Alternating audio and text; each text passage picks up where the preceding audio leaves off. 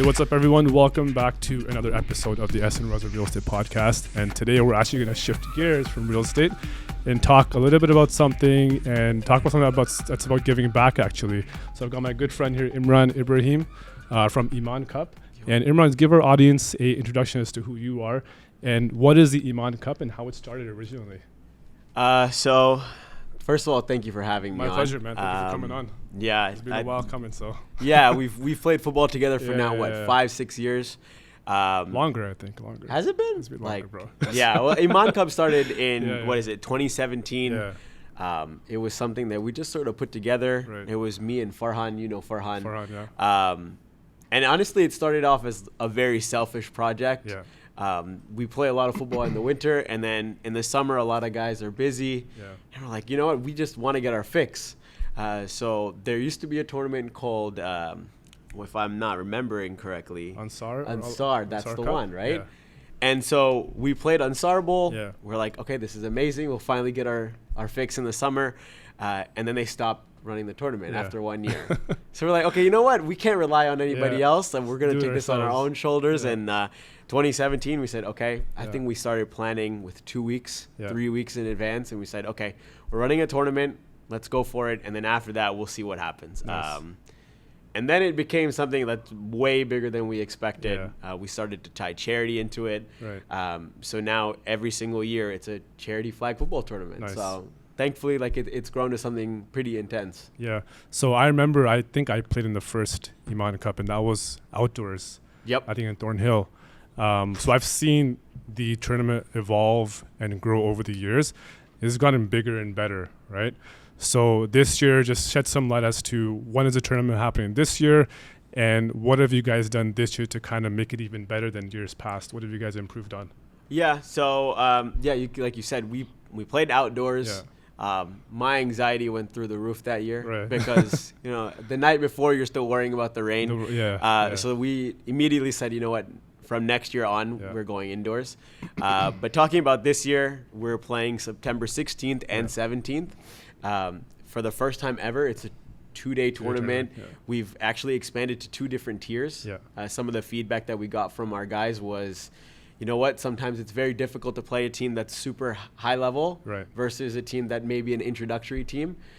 Is there a way we could split that talent up? And so we listened to that. We said, okay, we're going into 2 tiers, 2 days.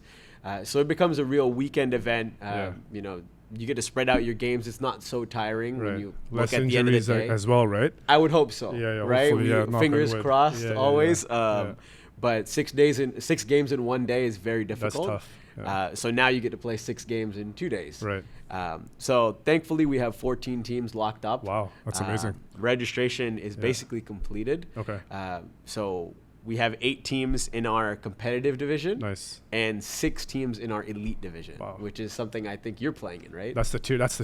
That's tier 1. We like to call it elite. Elite, okay. Yeah, we elite and competitive. We actually love both tiers. Yeah.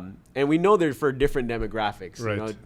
Elite, those guys have played Imaan Cup before. Yeah. Maybe they play football on the side. And then the competitive division, maybe you're trying a different position now. Something you're like, hey, QB I really think I can play quarterback.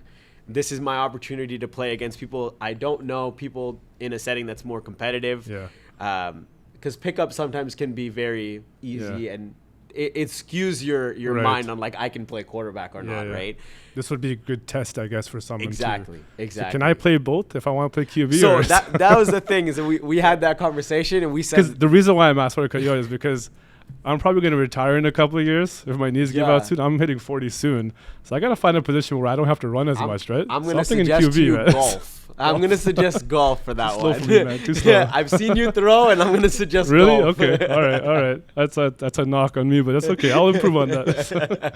But that's good that you have through 2 divisions because now you have people that maybe just want to have fun, right? It's like, okay, maybe they're not as skilled, but they can still have a good time and enjoy the game from a competitive standpoint. And I think 2 tiers is a fantastic idea.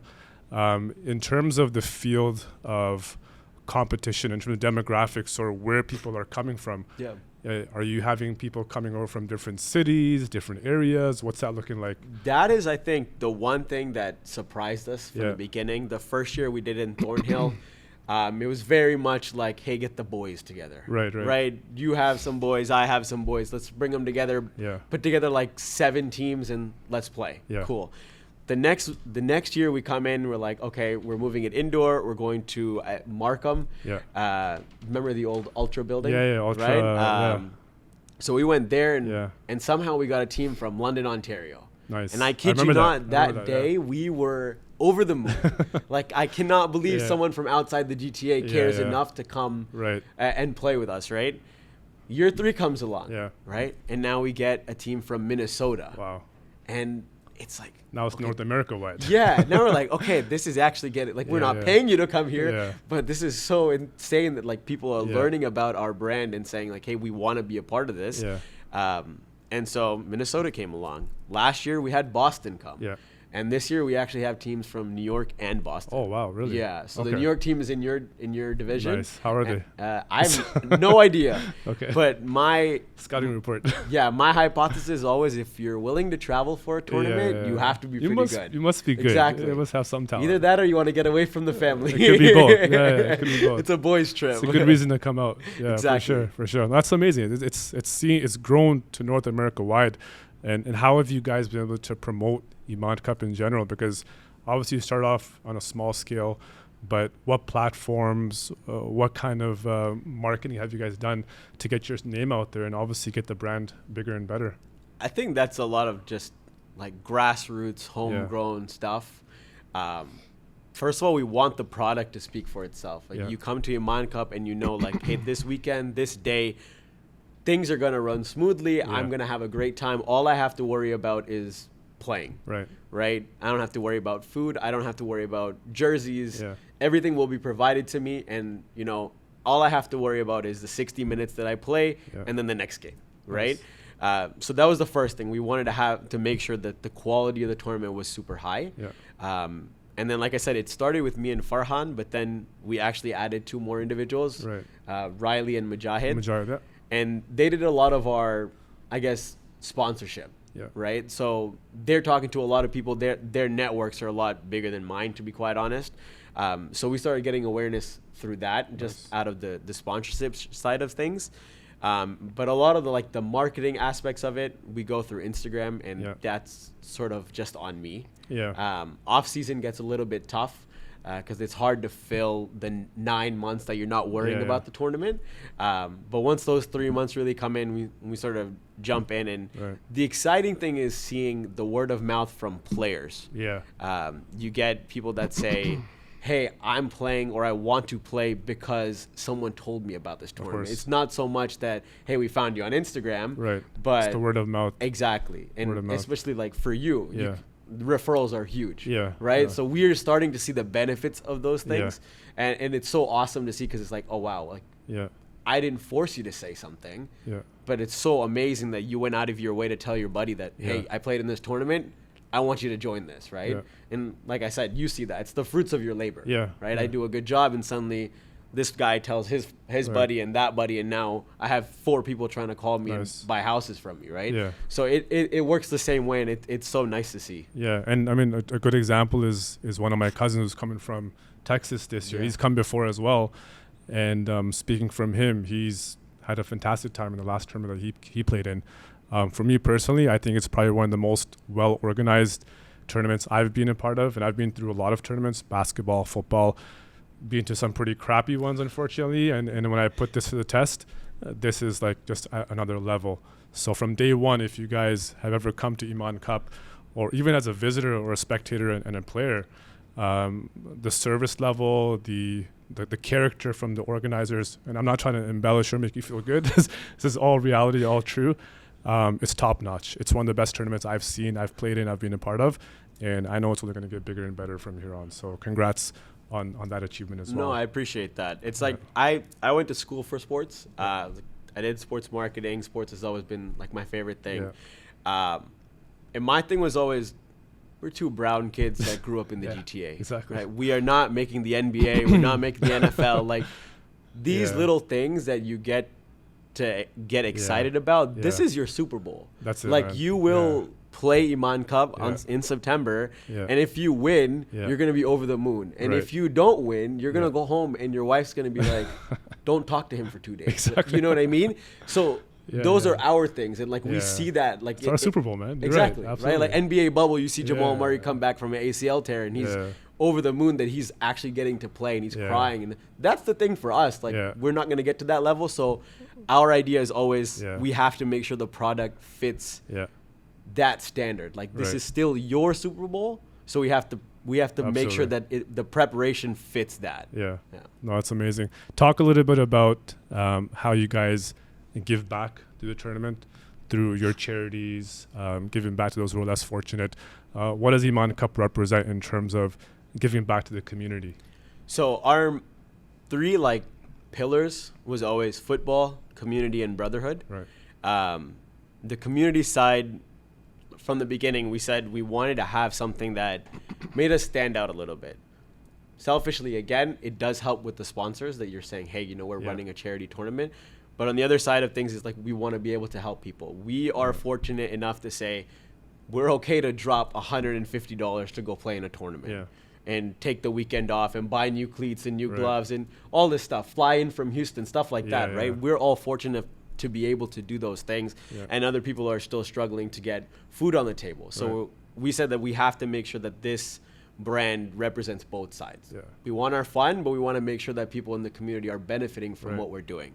So the first year, like I said, very haphazardly put together. We raised $2,700. Nice. And then we started to look at different charities, and then we had charities actually reaching out to us and saying like, okay, we see what you're trying to build here. We want to help you guys out. So the second year, 2018, we partnered with Islamic Relief, and they do a lot of, I guess, disaster management, especially in like third world countries. You'll see like an earthquake or a natural disaster will take place, and they try to help aid those countries. We raised $5,000 for them. And then we went to Smile Canada, 2019. They work with disabilities and making sure that Toronto and Canada in general is becoming more accessible for people with disabilities. $8,500. Even during COVID, we started selling T-shirts. We had a women's camp. We raised a couple grand there. And then last year, thankfully, was the biggest one. We partnered with the Masamin Muslim Food Bank, food bank in Brampton. And we raised $21,000. Wow. Yeah. That's fantastic. Yeah, so that's a milestone, man. That's amazing. Honestly, it's a blessing and a curse in a sense that like obviously you want to raise the most money you can, but then the next year you come back and you say, how are we going to top that, right? You go from $8,000 to 21,000. You're like, oh man, that pace means I have to reach like 60. You get there, man. Slowly. I'm confident you'll get to those heights, and we've been partnered up for quite a while now as well, my company and Imaan Cup as well. And I think it's a good partnership in terms of giving back to the community. You guys represent everything that's good about, you know, who you are. A lot of times it's the organizers themselves. You look at them, you look at what kind of people they are, and that represents the success that they have. So good character, organizations because off the chart. You say that, and I'm going to hear that from Farhan for the rest of time. He's going to tell me, Essen said I have good character. Well, I told him to come, but he showed up. But no, it's in our reality, it's an amazing tournament, and I can go on and on and on. But I wanted to ask you a question in terms of and I didn't prep this. This is actually coming to my mind right now. Is that during COVID when that happened, obviously you guys were on a high and things stopped. How did you guys get back so quickly and just go out with the bang again after COVID happened? Honestly, that must have been tough, right? I think it was the opposite. Oh yeah? Okay. We sort of felt the excitement from other people. Right. Pent up demand. Exactly. It was so 2020 you sort of knew there's no chance we're doing this, right? 2021 came along and there was a little bit of a glimmer of hope. We're like, okay, you know, we might be able to do this. We might be able to do this. We start calling the domes. People start reaching out like, hey guys, you know, things are opening up. Can we play? Can we play? And at that point, we're like, okay, is it responsible enough for us to host a tournament to put like 150 people in the same bubble?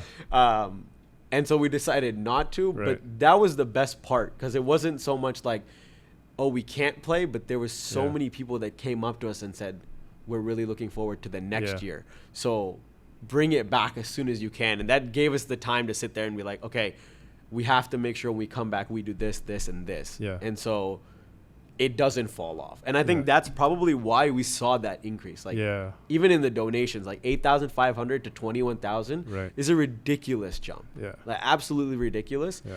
And I think that was just so many people being like, we've waited so long for this to play again. And so everybody was just so excited. Yeah. No, for me, like, I love playing the sport. I've learned to love it because when I was growing up, I never really watched football. And to be honest, I still don't watch a lot of football. I probably just watch the playoffs and Super Bowl. Yeah. So I don't know the intricacies of different players and positions and whatnot. But luckily, I've had good captains like yourself and Gomel who have helped me become better. But for me, it's just, I would say, comes down to the brotherhood aspect of it, which is amazing. You get to see your friends and your brothers every week, or get together at the tournament.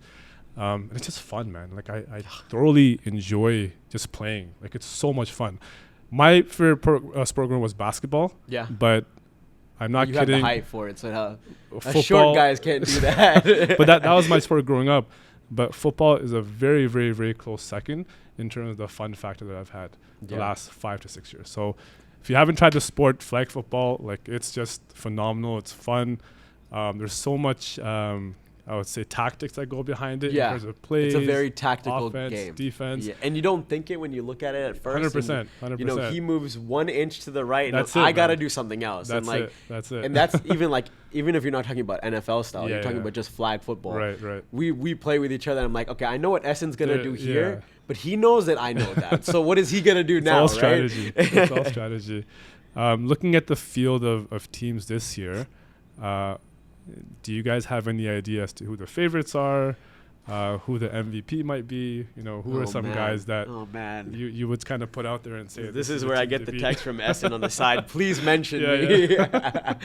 I think your team is a strong contender. Yeah. Your quarterback has won the first 3 championships. He won the first one with me. Why do you have to big him up all the time? I don't like it. Man. I don't like it, but it's true. Yeah, it's true. You played the second year and third year, and you won both of those years. Last year, we were lucky enough to beat you guys in double overtime. So we had injuries, just to point out. Hey, you know what? We all deal with it. You have to take the returning champs. They're another big contender. I think they're bringing back their whole team. Oh wow. Okay. I think New York could do something, man. And like, it's the theory, right? You fly out, you have to be good. Yeah. Or you're getting away. And these guys were very confident in the sense that, like, I asked them, "Are you okay with the elite division?" And they said, "Yeah, we're good." Nice. So I think that could be a very surprising factor, and one of those teams that you go into and you say you might be underestimating them, and then they punch you in the mouth and you're like, "Oh, I really shouldn't have done that." Right.